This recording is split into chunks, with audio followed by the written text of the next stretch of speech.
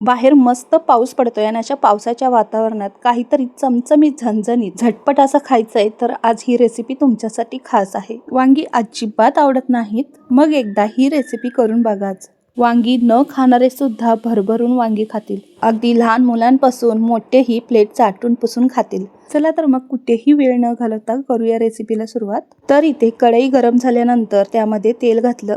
3 ते 4 पळी तेल घातलेलं आहे. तेल तापल्यानंतर जिरं टाकलं, 1 चमचाभर होईल एवढं. जिरे तेलामध्ये छान असे फुलल्यानंतर यामध्ये मोठ्या आकाराचा एक उभा चिरलेला कांदा टाकलेला आहे. कांदा छान असा सोनेरी रंगावर येईपर्यंत परतून घ्यायचा 1 मिनिटभर. तेलामध्ये कांदा सगळा सुटला आहे, असा मस्त खरपूस होईपर्यंत 1 मिनिटभर परतवून घेतला. कांदा परतत असतानाच यामध्ये मी इथे मिरच्या टाकलेल्या आहेत 4 ते 5 मोडून. या मिरच्या जास्त तिखट नाहीत, कमी तिखट आहे म्हणून मी इथे 4 ते 5 मिरच्या मोडून टाकलेल्या आहेत. तुम्ही मात्र इथे तुमच्या आवडीनुसार मिरची कमी जास्त करू शकता, पण मिरचीने या रेसिपीला खूप छान चव येते. कांदाही सोनेरी रंगावर आला आहे आणि मिरचीलाही डाग पडेपर्यंत छान परतला आहे. अशा वेळेला आता यामध्ये आपल्याला टोमॅटो घालायचे आहेत. 2 मोठ्या आकाराचे टोमॅटो घेतलेले आहेत, लाल बुंद. टोमॅटोच्या मोठ्या मोठ्या अशा फोडी करून घेतलेल्या आहेत उभ्या, आणि त्या फोडी आता आपण यामध्ये घालणार आहोत. आणि हेही आपल्याला 1 मिनिटभर छान तेल सुटेपर्यंत परतवून घ्यायचं आहे. कांदा, मिरची, टोमॅटो सगळं व्यवस्थित परतवून झाल्यानंतर यामध्ये आपल्याला इथे 2 ते 3 वांगी मी घेतलेले आहेत. टोमॅटो प्रमाणेच वांग्याच्या अशा मोठ्या मोठ्या फोडी करून घेतलेल्या आहेत उभे काप, आणि तेही यामध्ये आपल्याला आता घालायचे आहेत. हिरवी पांढरी वांगी असतात ना, काटेरी, ते वांगी आहेत, खूप छान चवीला असतात. अशी देठही ठेवली आहेत वांग्याची. या देठाला खूप छान चव असते, जेवढी वांग्याला चव नसते. वांगी घातल्यानंतर सगळं व्यवस्थित मिक्स करून घेतलं, म्हणजेच परतवून घेतलं. रेसिपी इथपर्यंत पाहता आलाच असाल तर तुम्हाला माझ्या सगळ्या रेसिपी कशा वाटतात.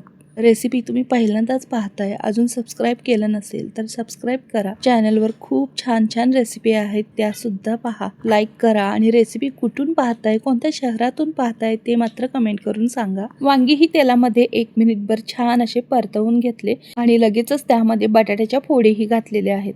ह्या एका मोठ्या बटाट्याच्या फोडी आहेत, लांब उभ्या आकाराच्या. बटाटा इथे तुमच्या आवडीप्रमाणे कमी जास्त तुम्ही करू शकता.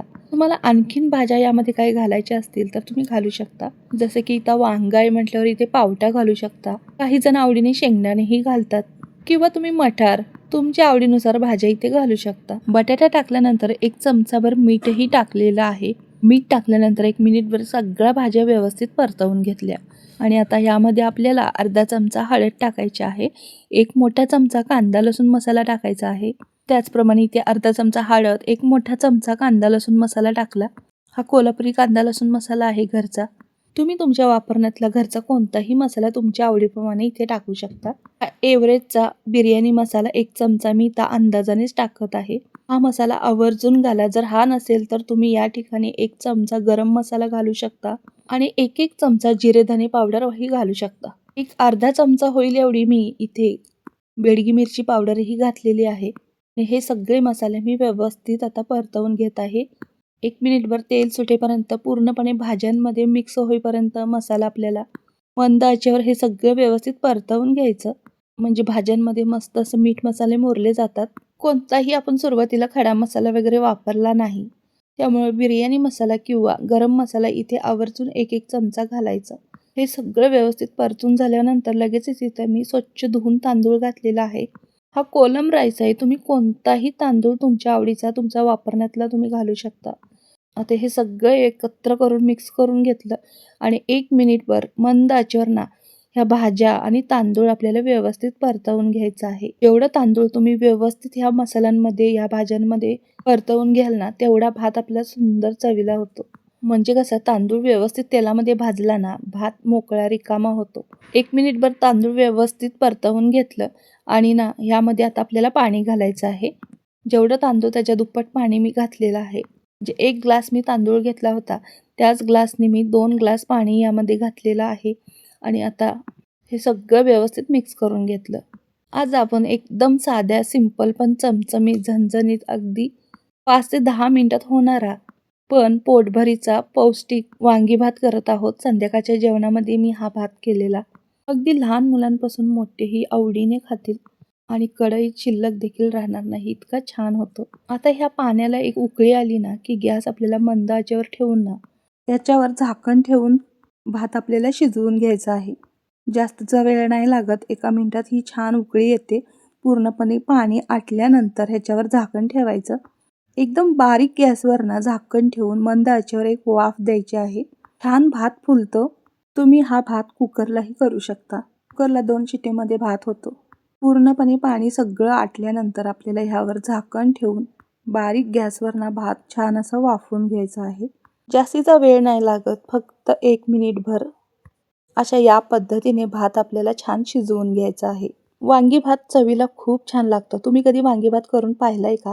नसेल तर या पद्धतीने एकदा नक्की करून पहा. खूप छान लागतो. आणि खरं तर भात प्रेमी असाल तर तुम्हाला नक्कीच आवडेल. हे बघा, एका वाफेत भात छान शिजला आहे. सगळं व्यवस्थित आता मिक्स करून घेतला. शेवटी आपल्याला यामध्ये ना 1 ते 2 चमचे तूप घालायचं आहे. गॅस बंद करायचा आणि झाकण ठेवून ना छान असा मुरवून घ्यायचा. गरम गरम भातावर तूप जणू काय स्वर्गसुखच. तुपाने खूप छान फ्लेवर येतो आणि भातही अप्रतिम चवीला लागतो. भरपूर अशी शेवटी कोथिंबीर भुरभुरायची आणि गरमागरम खायला घ्यायचं. 1 नंबर लागतो. एकदा नक्की करून पहा. आणि अशाच प्रकारे भाताच्या रेसिपीज जर आवडत असतील तर कमेंट करून सांगा. तुमच्यासाठी वेगवेगळ्या भाताच्या रेसिपी शेअर करायला मलाही खूप आनंद होईल. रेसिपी आवडल्यास तुमच्या मित्रमंडळींना शेअर करा आणि चॅनलवर अशा नवीन नवीन बऱ्याच रेसिपी आहेत, त्याही नक्की जाऊन पहा. आणि एक विनंती करते की लाईकसोबत हाईपही करून घ्या. नेहमीचाच मसाले भात काय खाताय, ह्या पद्धतीने चमचमीत झणझणीत केलेला वांगी भात एकदा करून तर पहा. अगदी भात न खाणारे सुद्धा चाटून पुसून खातील.